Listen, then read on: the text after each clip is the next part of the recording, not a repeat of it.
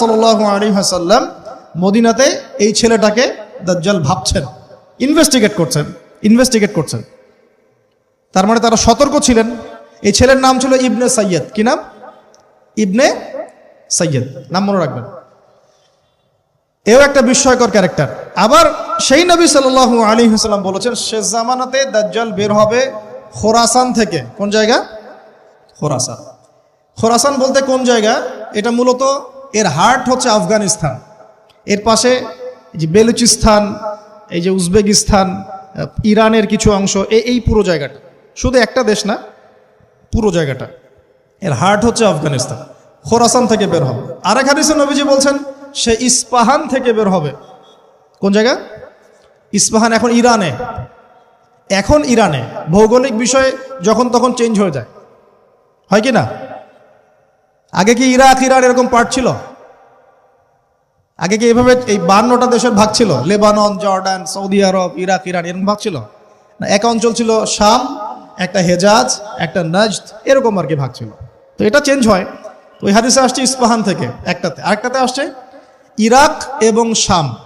Iraq এবং শাম, শাম বলতে বোঝাচ্ছি এই পুরো প্যালেস্টাইন, লেবানন, জর্ডান, পুরো অঞ্চলটাই শাম। আর ইরাক তো আপনারা জানেন। ইরাক এবং শামের মাঝখানের একটা রাস্তা থেকে বের হবে। 3টা জায়গা।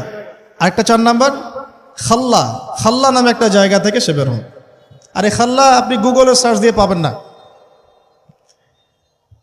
গুগলের সাথেও দাজ্জালের অনুসারীদের একটা সম্পর্ক আছে, আপনার ফেসবুকের সাথেও আছে, প্রযুক্তিগুলোর সাথেও আছে, নিউক্লিয়ার ওয়েপন্সের সাথেও আছে, বর্তমান ব্যাংকিং সিস্টেমের সাথেও আছে, এবং বর্তমান গ্লোবাল পলিটিক্যাল অ্যাফেয়ার্সের সাথেও দাজ্জালের অনুসারীদের সরাসরি সম্পৃক্ততা আছে।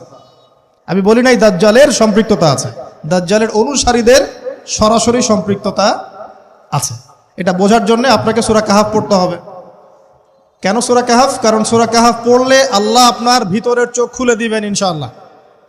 এখন আপনার ভিতরের চোখ বন্ধ। কেন বন্ধ? বিকজ আপনি প্রত্যেক জুমায় সূরা কাহাফ পড়ছেন না। যখন প্রত্যেক জুমায় সূরা কাহাফ অর্থসহ পড়বেন বা অ্যাটলিস্ট তিলাওয়াত করবেন, দেখবেন ইনশাআল্লাহ আল্লাহ আপনার ভেতরের চোখ খুলে দিবেন। তো দাজ্জাল সাবজেক্টটা কি জটিল মনে হচ্ছে না সহজ মনে হচ্ছে? জটিল। এখন এত জটিলতায় আমরা গেলাম না, আমরা সহজ জায়গায় থাকি।